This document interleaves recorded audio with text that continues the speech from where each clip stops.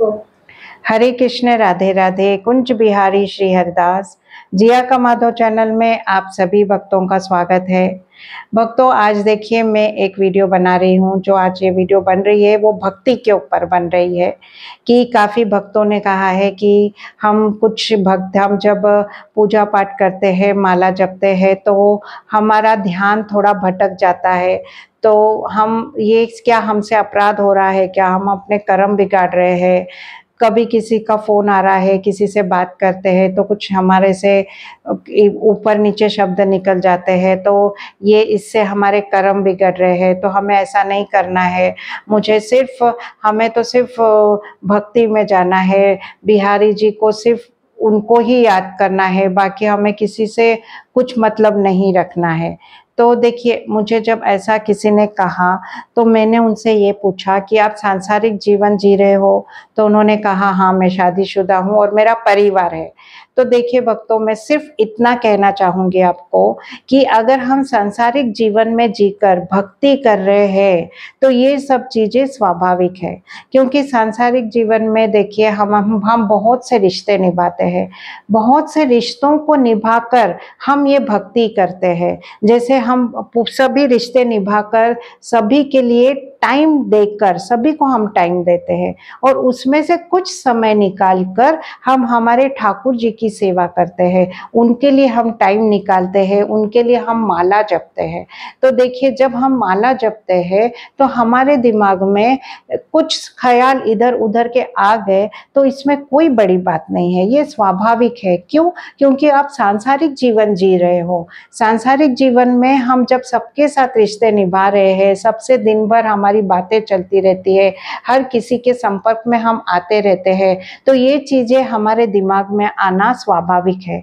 इसके लिए आपका कर्म बिगाड़ नहीं रहे हो। और दूसरी बात कि अगर आप किसी से बात कर रहे हो, अगर किसी के लिए कुछ आपने बोल दिया तो इसमें भी कोई बड़ी बात नहीं है।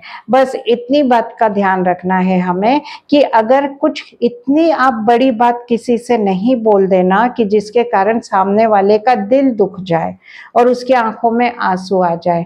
हमने अपने मुंह से कभी ऐसे अपशब्द नहीं निकालने चाहिए कि सामने वाले का दिल दुख जाए, उसे इंसल्ट फील होए कि अरे इसने कितना मुझे गलत बोल दिया। तो ये हम करते हैं तो आप सोचिए कि ये इसमें समझ सकते हैं कि अरे किसी का दिल दुखाया हमने तो हमने अपराध किया। तो ऐसा तो हम इतना तो कुछ नहीं कर रहे, छोटी मोटी बात तो चलती है। देखिए, ये जीवन है मनुष्य जीवन। मनुष्य को तो हर चीज मनुष्य में भगवान ने दी हुई है। हमें गुस्सा भी आता है, हम किसी की थोड़ी बहुत निंदा भी कर देते हैं। अगर हमें किसी का नहीं समझ में आता है तो हम बोल देते हैं कि अरे वो ऐसी है, वो वैसी है, उसकी ये बात मुझे समझ में नहीं आती। तो ये स्वाभाविक है क्योंकि ये हमारा इंसान का जीवन है, मनुष्य जीवन है।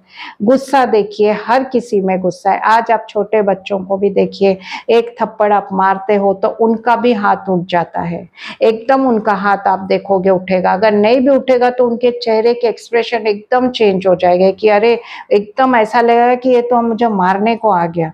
तो ये स्वाभाविक है क्योंकि हमारे मनुष्य जीवन में ये चीजें भगवान ने दी हुई है। ठीक है, इसे हमें कम करने की कोशिश करनी है। हमें इसको अपने ऊपर हावी नहीं बनाना है। किसी भी चीज को हमारे ऊपर हमें हावी नहीं करना है। हर चीज एक लिमिट होनी चाहिए। मैं मानती हूँ कि कोई भी चीज हम हमारे से पूरी तरह से समाप्त नहीं कर सकते। जैसे साधु संत सभी कहते हैं कि ऐसा कीजिए, वैसा कीजिए, गुस्से को त्याग दीजिए, ये कीजिए, वो कीजिए। मानते हैं हम उनकी बातें सुनते हैं, लेकिन ये करना हमारे लिए बहुत मुश्किल होता है कि हम हर चीज को त्याग दें। मोह माया ममता गुस्सा निंदा, इसको सब हमारा जो मनुष्य जीवन है हम पूरी तरह से त्याग नहीं सकते क्योंकि हम सांसारिक जीवन में रह रहे हैं। सांसारिक जीवन में बहुत लोगों के साथ जिनके भी साथ हमारा संपर्क आता है, सबके स्वभाव अलग अलग अलग रहते हैं, किसी का स्वभाव कैसा होगा, किसी का स्वभाव कैसा होगा, तो हमें उस हिसाब से ही उनके साथ रहना पड़ता है। अगर कोई गुस्से वाला है, कोई हमारा इंसल्ट कर रहा है, किसी ने हमें मार दिया, तो हम क्या शांति से उसकी मार खाते रहेंगे? एक थप्पड़ देंगे हम शांत रहेंगे? नहीं, हमें अपराध नहीं करना है, गुस्सा नहीं करना है। दूसरा देंगे तभी शांत है, तीसरा देंगे तो हम शांत रह सकते हैं क्या? और नहीं रहना है। अगर आप रहते हो तो इसमें भी मूर्खता है, क्योंकि अन्याय करने वाले से अन्याय सहन करना वाला भी सबसे बड़ा अपराधी होता है। तो इसीलिए देखिए कि ये सब सांसारिक जीवन है, इसमें ये सब चीजें होनी ही होनी है।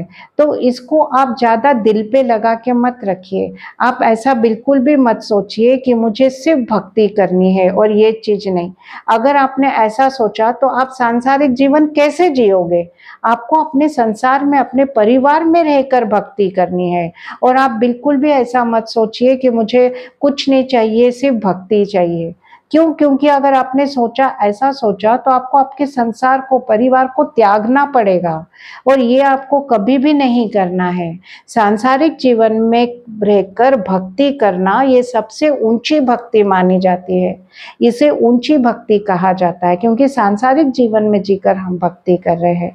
तो भक्तों, मैं आप सभी से यही कहना चाहूंगी कि अगर आपके मन में ऐसा कभी आता है कि अरे मैं संसार में रह के, परिवार में रह के ठीक से भक्ति नहीं कर पा रही हूँ, तो ये गलत है। क्योंकि सिर्फ माला जपना और भगवान का भजन करना यही भक्ति नहीं कहते, इसे ही भक्ति नहीं कहते। भक्ति काफी तरह की होती है, बहुत तरह की होती है। जैसे किसी के ऊपर आपने दया कर दी, कोई बाजू में रहता है, कोई अकेला रहता है, कोई वृद्ध रहता है, अगर उसकी आपने मदद कर दी, इसे भी आप भक्ति कहोगे। बहुत तरह की भक्ति होती है। भक्ति मतलब क्या?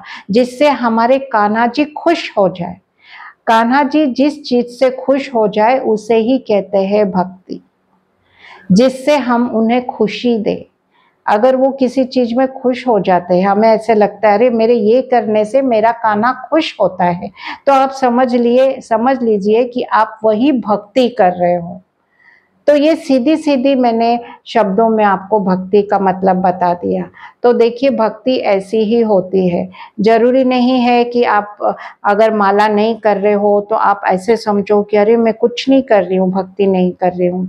देखिए, हम भी वृंदावन में रहते हैं, हम कुछ नहीं करते, हम माला नहीं जपते, कुछ भी नहीं करते, लेकिन जब भी हमारे पास कोई भक्त आता है तो हम उन्हें बिहारी जी मंदिर लेकर जाते हैं कराने के लिए, दर्शन करवाने के लिए।